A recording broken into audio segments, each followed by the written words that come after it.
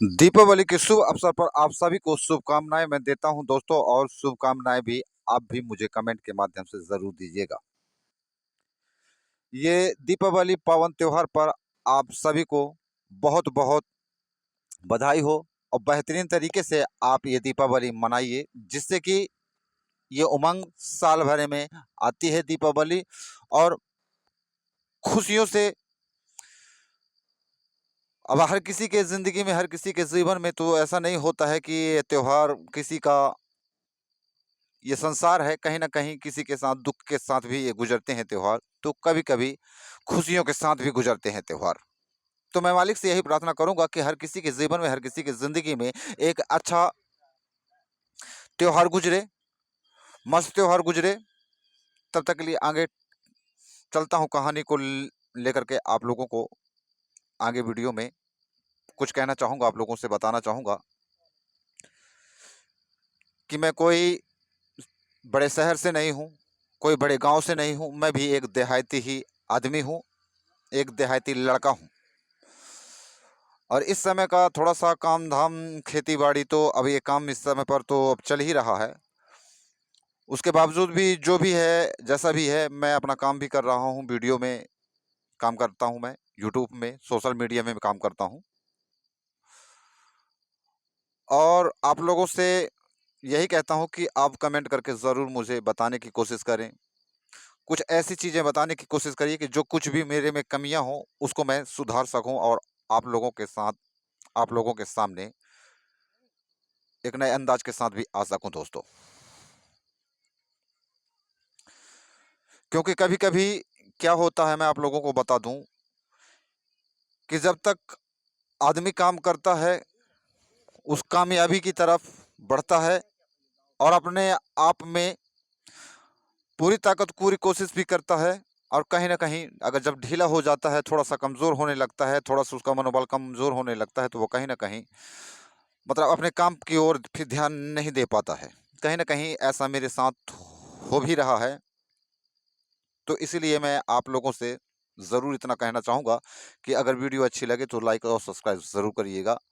आप लोग कहते होंगे कि ये सर एक ही बात को बार-बार बोलते हैं, तो ये बोलने की ज़रूरत इसलिए पड़ जाती है क्योंकि कहीं न कहीं मैं नर्वस होते चला जा रहा हूँ। इसीलिए मैं आप लोगों से कहता हूँ। तो चलिए दोस्तों, मैं आपको कुछ ऐसी कहानियों के माध्यम से आपको मोटिवेट कराना चाहूँगा कि जब भी हम अपने जीवन में कुछ करने की कोशिश करते हैं, बढ़ने की कोशिश करते हैं, तो ये साला कोई ना कोई टांग, कान ये खींचने तो चला ही आता है। क्योंकि अभी बीच में फिर से एक टाइटल आया है, ऐसे बहुत से लोगों ने कहा और ताने भी मारे मेरे को। ये भी कहा गया कि तू चाहे कुछ भी कर ले, कितनी भी ताकत लगा ले, कितना भी ज़ोर लगा ले, तू आगे नहीं बढ़ सकता है, इससे इससे कामयाब नहीं हो सकता है। तो कहीं न कहीं मेरे सामने एक चैलेंज तो रख ही दिए हैं, और उन चैलेंजों को एक्सेप्ट करना भी, ज़िंदगी में अगर कोई आपको चैलेंज करता हो तो ज़रूर एक्सेप्ट करना चाहिए। क्योंकि मज़ाक बनाना अच्छी बात है, मज़ाक उड़ाना भी अच्छी बात है।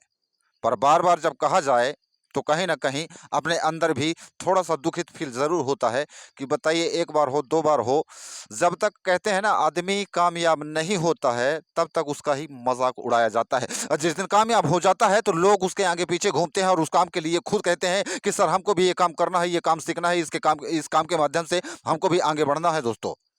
तो मतलब मज़ाक उड़ाओ, जब तक मज़ाक उड़ाओ तब तक वो आदमी तुच्छ होता है। जैसे ही उस काम में कामयाब हो जाता है, तो वो बादशाह हो जाता है, और उसके पीछे-पीछे लोग बाग लग जाते हैं। तो उन लोगों से मैं एक रिक्वेस्ट करना चाहता हूँ कि चलिए, जो समझदार है तो वो तो मान लीजिए अपनी सूझबूझ से, अपनी समझदारी को तो मान लीजिए कि वो कंट्रोल करता है, सब चीज़ों को समझता है, फ़िल्टर भी कर लेता है उन शब्दों को, उन बातों को, क्योंकि जो झेला है, जो समझता है, तो वो तो सब कुछ जानता है। पर कोई अगर नया लड़का है या कोई नया व्यक्ति है, अगर वो कुछ करना चाहता है, अगर वो कुछ आगे जाने चाहता है, तो उसका मनोबल बढ़ाने की कोशिश करिए। मैं आपसे बार-बार रिक्वेस्ट करता हूँ और बार-बार यही कहने की कोशिश करता हूँ कि प्लीज़ बंद कर दीजिए। क्योंकि मैं आप लोगों को बोला भी था, एक वीडियो के ही माध्यम से, कि अगर कोई कुछ करता है तो करने दीजिए। पर हाँ, एक तो अच्छे काम करेंगे तो उसमें टांगा-टिंगी करेंगे, और जो बुरे कर्म करेंगे तो उसमें भैया कोई टांगा-टिंगी नहीं करेंगे कि ये गोड़ खींचे, कान खींचे, कुछ नहीं करेंगे। कुछ बोलेंगे ही नहीं। ये समाज की बात करूं चाहे लोगों की बात करूं चाहे जिसकी भी बात करूं कि बुरे कर्म वालों को कभी भी हम पनिशमेंट नहीं देते हैं, कभी भी उसके लिए कोई नियम नहीं बनाते हैं, कोई कानून नहीं बनाते हैं, चाहे हमारा समाज हो, चाहे वो हमारा कानून हो। अगर लड़का कुछ करता है तो भैया उसके लिए शासन भी और कानून भी क्या करने लगता है जानते हैं आप? उसके लिए कई कानून बना देंगे। अब आज के डेट में बता दूं, जैसे मान लीजिए आप शादीशुदा वाले जिंदगी आप जी रहे हैं, विवाहिक जिंदगी जी रहे हैं, तो आपकी अगर लेडीज किसी से संबंध बनाती है या किसी से गैर नाजायज संबंध बनाती है, तो वो क्या करेगी? शासन क्या बोलती है? वो उसकी इच्छा है, वो चाहे जिसके साथ जो कुछ भी कर ले। तो भाई ये तो बंधन में क्यों बंधती है? मेरे कहने का मतलब ये है, तो बंधन में ना बंधे। तो इसलिए मैं कहता हूं कि अगर किसी भी रिश्ते में हो, किसी भी उसमें हो, तो आप अपने, और शासन की एक बात बता दूं दोस्तों, शासन क्या करती है?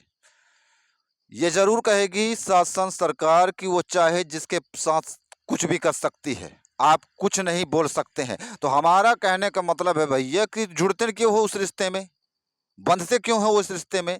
और अगर यही सरकार कानून बना दे कि ऐसे करने वाले को 5 साल की सजा मिलेगी या 10 साल की सजा मिलेगी, जो बंधन में बंधने के बाद ये जो गलत काम करते हैं, माँ कसम कहता हूं इतना पाप रुक जाएगा ये औरतों का, ये लेडीजों का, कि मैं क्या बताऊं।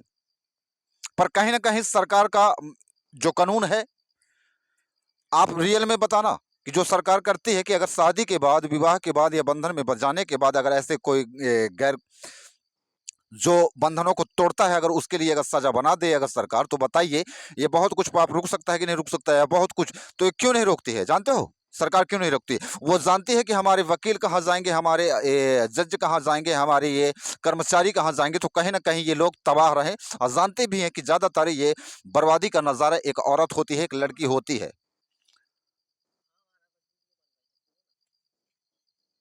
तो दोस्तों मैं आपको बता दूं रियल में एक कहानी, रियल में कहानी की कहीं न कहीं जो कानून है ना, तो कहीं न कहीं हमारा जो ये कानून जो है, तो इतना ये सिस्टम को बर्बाद करके रखा है, घर को भी बर्बाद के करके रखा है।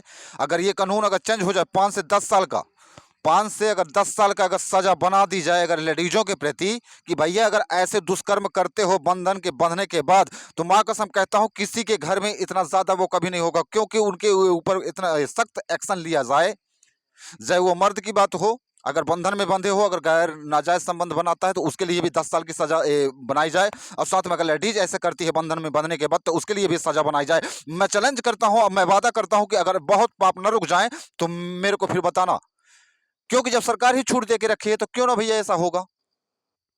तो आज का मेरा टॉपिक यही था दोस्तों कि अगर आप बंधन में जुड़े हैं, किसी परिवार में जुड़े हैं, तो प्लीज आप लोगों से मैं रिक्वेस्ट करता हूं कि ये बंद करिए, आप ये बंद करिए सब कुछ।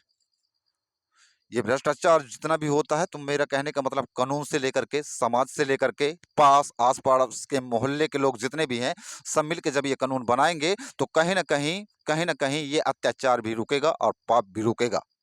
ये नहीं कहते कि पूरी तरह से रुक जाएगा, पर कंट्रोल तो कर सकते हैं ना।